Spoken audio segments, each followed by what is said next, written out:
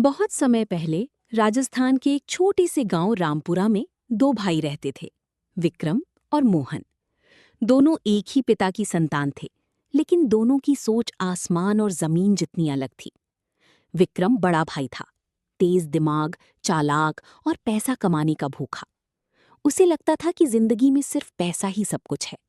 वहीं मोहन छोटा भाई था, सीधा साधा, मेहनती और ईमानदार। वो मानता था कि इंसान की असली कमाई उसका चरित्र होता है।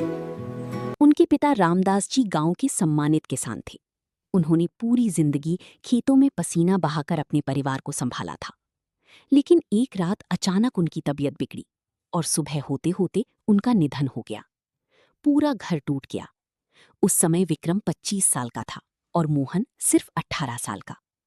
पिता के जाने के बाद जिम्मेदारियां दोनों भाइयों पर आ गईं। मां सरस्वती देवी चाहती थीं कि दोनों बेटे मिलकर रहें, लेकिन विक्रम के मन में कुछ और ही चल रहा था। एक दिन उसने कहा, ये गांव और ये खेत हमें कभी अमीर नहीं बना सकते।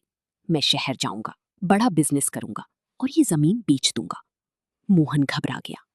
भैया, ये जमीन पिताजी की आखिरी निशानी है, इसे कैसे बेच सकते हैं? विक्रम हंस पड़ा। तू जिंदगी भर मिट्टी में ही पड़ा रह जाएगा। दुनिया बहुत आगे निकल चुकी है मोहन। कुछ दिनों बाद विक्रम आधी जमीन बेचकर शहर चला गया। मोहन गांव में ही रह गया। वो सुबह से रात तक खेतों में मेहनत करता, मां की सेवा करता और चुपचाप अपनी जिंदगी जीता रहा। उधर शहर में विक्रम की किस्मत चमकने लगी। उसने प्रॉपर्टी का कारोबार शुरू किया। कुछ ही सालों में पैसा, गाड़ियां और शोहरत सब उसके पास आ गया। जब भी वो गांव लौटता, महंगे कपड़े पहनकर मोहन का मजाक उड़ाता। अरे मोहन, तू अभी भी इस मिट्टी में ही पड़ा है। जरा मेरी जिंदगी देख, एसी ऑफिस, बड़ी गाड़ियां, बड़े लोग। मोहन बस मुस्कुरा देता। समय बीतता गया। एक दिन गांव के सरपंच ने अपनी बेटी काजल का रिश्ता विक्रम से जोड़ दिया। काजल खूबसूरत थी, लेकिन बहुत घमंडी। शादी बड़ी धूमधाम से हुई।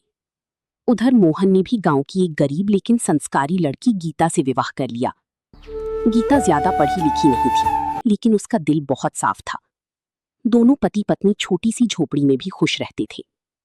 लेकिन शहर की चमक धीरे धीरे विक्रम की जिंदगी निगलने लगी। जिस दोस्त पर उसने भरोसा किया, वही उसे करोड़ों का धोखा देकर भाग गया। बैंक का कर्ज बढ़ गया, बिजनेस बंद होने लगा। उधर काजल की मांगे खत्म नहीं होती थीं। मुझे नए गहने चाहिए, नई कार चाहिए, मैं गरीबों जैसी जिंदगी नहीं जी सकती। विक्रम अंदर से टूटने लगा। फिर एक दिन बैंक ने उसका ऑफिस सील कर दिया, गाड़ी छीन ली गई और घर भी नीलाम हो गया। जो आदमी कभी दूसरों को नीचा दिखाता था, आज खुद सड़क पर आ गया था। कुछ महीनों बाद वो गांव लौटा। उसने देखा, मोहन अब गांव का सबसे सम्मानित किसान बन चुका था। उसके खेत लहलहा रहे थे, लोग उसकी तारीफ करते नहीं थकते थे। विक्रम के मन में फिर ईर्ष्या जाग उठी। जिसे मैं गंवार समझता था, आज वही मुझसे आगे निकल गया। इसी बीच उनकी मां सरस्वती देवी का निधन हो गया। मोहन पूरी तरह टूट गया, लेकिन उसने हर जिम्मेदारी निभाई। उधर विक्रम के मन में एक खतरनाक योजना जन्म ले चुकी थी। वो शहर गया और एक लालची वकील से नकली कागज बनवाए। कागजों में लिखा था कि मां ने सारी जमीन विक्रम के नाम कर दी है। कुछ दिनों बाद वो गांव पहुंचा। उसके साथ पटवारी भी था। उसने सबके सामने कागज लहराते हुए कहा, अब ये घर और जमीन मेरी है। मोहन, तुझे यहां से जाना होगा। मोहन की आंखों में आंसू आ गए। भैया, आपने ऐसा कैसे कर सकते हैं? मैंने हमेशा आपको पिता समान माना। लेकिन विक्रम का दिल पत्थर बन चुका था। मोहन अपनी पत्नी गीता के साथ गांव के बाहर एक टूटी झोपड़ी में रहने चला गया। फिर भी उसने हार नहीं मानी। वो पहले से ज्यादा मेहनत करने लगा।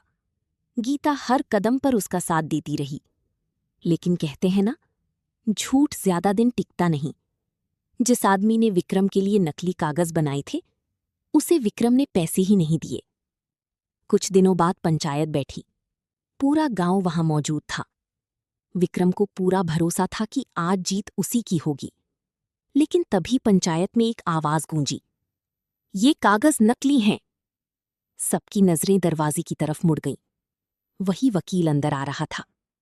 उसने सबके सामने सच बता दिया। विक्रम ने अपने भाई को धोखा देने के लिए मुझसे नकली वसीयत बनवाई थी। पूरा गांव स्तब्ध रह गया। विक्रम के पैरों तले जमीन खिसक गई। पंचायत की मुखिया गुस्से में बोले, जिस भाई ने तुझ पर भरोसा किया, तूने उसी की पीठ में छुरा घोंपा। तूने सिर्फ अपने भाई को नहीं, अपनी मां की आत्मा को भी अपमानित किया है। विक्रम पहली बार सबके सामने रो पड़ा, लेकिन अब बहुत देर हो चुकी थी। पंचायत ने सारी जमीन वापस मोहन को सौंप दी। विक्रम बदनामी के साथ गांव छोड़कर चला गया। आज वो दर दर भटकता है, कभी मजदूरी करता है, कभी भूखा सो जाता है। उधर मोहन अपनी मेहनत और ईमानदारी से गांव का सबसे सम्मानित इंसान बन गया। एक रात गीता ने उससे पूछा, इतना सब होने के बाद भी क्या आपको अपने भाई से नफरत नहीं है? मोहन आसमान की तरफ देखकर बोला, नफरत इंसान को अंदर से जला देती है। मैं बस इतना चाहता हूं कि भगवान उसे सही रास्ता दिखा दे। गीता की आंखें भर आईं। उसने मोहन का हाथ पकड़कर कहा, सच्ची अमीरी पैसा नहीं, दिल की अच्छाई होती है। जो इंसान दूसरों को गिराकर ऊपर उठना चाहता है, समय एक दिन उसे इतनी जोर से गिराता है। और जो मेहनत, ईमानदारी और धैर्य का साथ नहीं छोड़ता, एक दिन वही असली विजेता बनता है। अगर आपको ये कहानी दिल को छू गई हो तो वीडियो को लाइक जरूर करें, चैनल को सब्सक्राइब करें और कमेंट में बताइए आपको सबसे अच्छा किरदार कौन लगा।